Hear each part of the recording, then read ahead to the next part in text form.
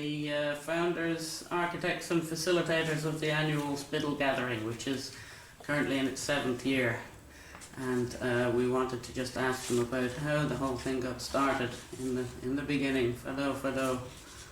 Well, I'll pass you over to Maria for that one because she's much more eloquent in her speech than I am. Well, no, I wouldn't say that.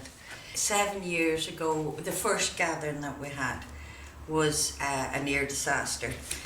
And all our friends from the north came from the west, down from Enniskillen, the Midlands and the east coast.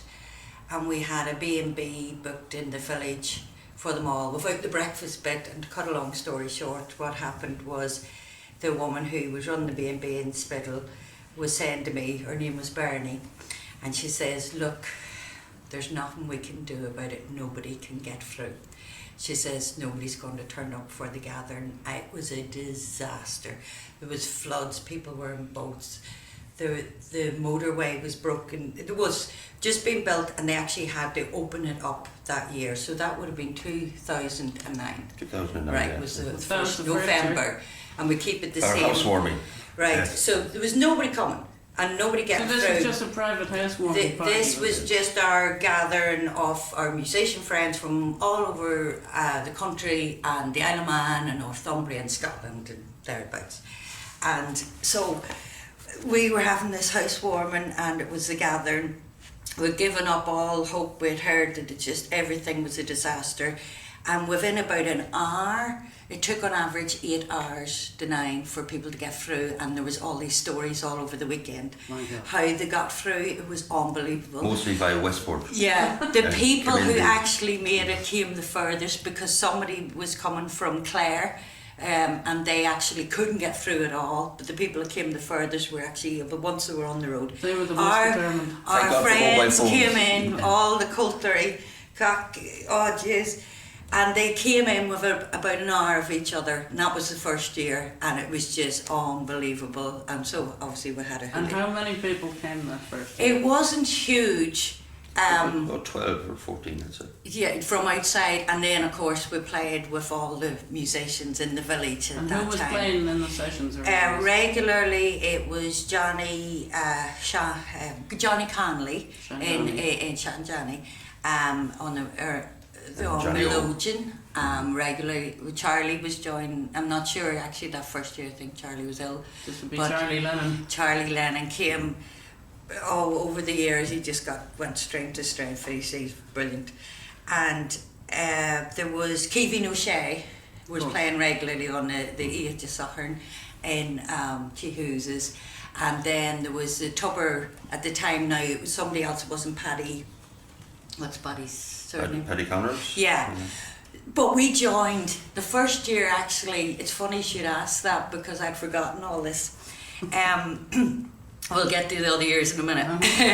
The first year we didn't know who was running Antubber at the time, but who was booked sort of normally to play on the Saturday night. But it was Ringo, McDonough and friends. Friends? Yeah. So he had more friends joining him than And he who had. were Ringo's friends? And some of our friends, one of them in particular, Boron player, just died and gone to heaven. Like, it just, okay, I'm playing with him. And then we couldn't, there were so many, actually, it was more than 12. There were actually more than 12 because we had to split them up because they all wanted to play in that session. And we kind of persuaded some of them to play some, in Hughes or something. So anyway, that was the first year, absolutely brilliant. I put on big pots of stew, literally, this size. And what about on the people who didn't get here? Everybody got here more or less who yeah. was, because it was just our housewarming, Yeah. and so that was 7 years ago. And then it just went from strength to strength, but I'll let Tom's talk about the bar bit of it because That was the second year, was it? Well, the first year, I yeah. actually I rented out one of these kind of mobile bars and Thought we'd have a shireen. we put up a kind of a pop-up tent in the wall garden there. You know. So we did a little mini bar out there with the Guinness and Heineken, and so after the pub sessions would finish, all the musicians. Where did you get the Guinness and the Heineken? Well, that was supplied the first year. I as I say, I rented out this bar, and I found the renting of the bar was a bit exorbitant, so a friend of mine at work built a bar for me. He did some electrical work in exchange. They did a trade-off. He was We building got a an bar. extension. I said, well, you wanted me to wire it, so I wired it for him. So in return, I got him to build me a bar. He was very good with his hands. So the second year then, Breda Hughes sponsored us a barrel of Guinness, and I think it was October. Yeah, I think Paddy Sponsored. Connors Yeah, was yeah. running it then at that So time. the second year didn't cost me for the bar, it did also, it was Yeah, good. and we had the And Shibeen they as got well. music in exchange. And they And got music in exchange. Then we made sure that anyone that sponsored us that way, we'd put music on for them for the weekend. You know, so Yeah. it was a fair trade. So that this went from strength to strength, and we got up to 3 barrels a couple of years ago, and we were heading for the 4th last year. That's with all the pubs, you know. The Hughes is unfortunately. Where is Breda? There's Paddy anyway. While we're talking about it, this is Paddy Connors from. This is Paddy Connors and Tubber, and he died unfortunately. Breda is doing fantastic, but the pub, unfortunately, we all miss it greatly. And then there's a story I'll let Tom tell about Mary Bergen and this house, Tell us just about to Mary Bergen. get the continuity. Well, Mary Bergen. That's her having breakfast at this table here. That was a nice surprise the first year, because our friends were guests of honour who've been here. This house, we're like custodians of the house. This is a very important part of it. It has grown in musician and friends and connections, but more importantly, it's a weekend where we open up a Spiddal Lodge, Old Callan's Gate Lodge, Johnny Morris's place. We're only the custodians, and it goes back to Didana and starting out, and Mary Bergen was here for 15 years, living here before this part of the There's a lot of extension. music in the walls. So it's almost like part of it is inviting people into the house is actually quite important. It's not just a case of us having a shebeen out the back.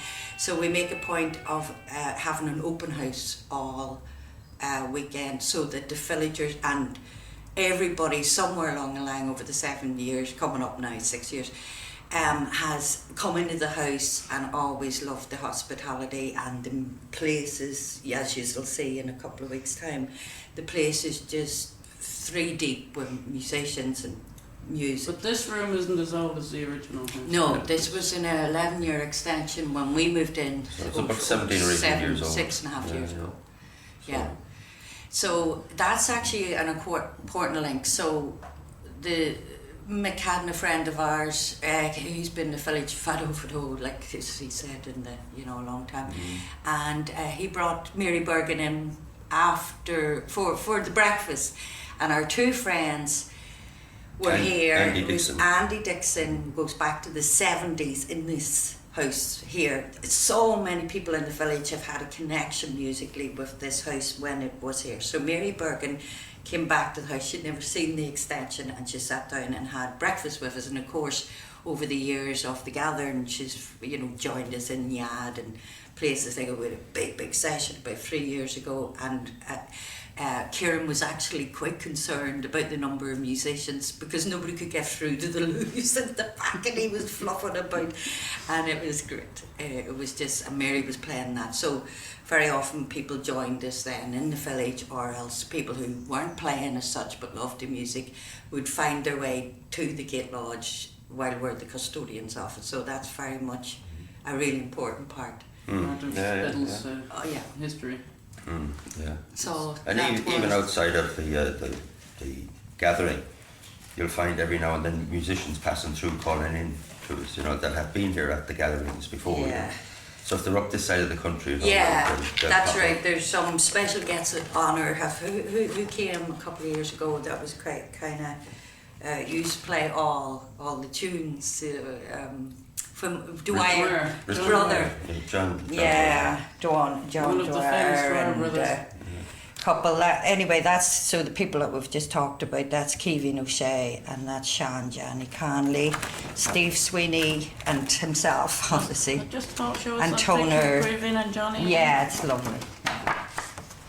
Yeah, it's a bit shiny You can probably just off the see thing. the Oh, the circle reason moving why through. these are like this is they go up and she being we line up every year another layer goes up.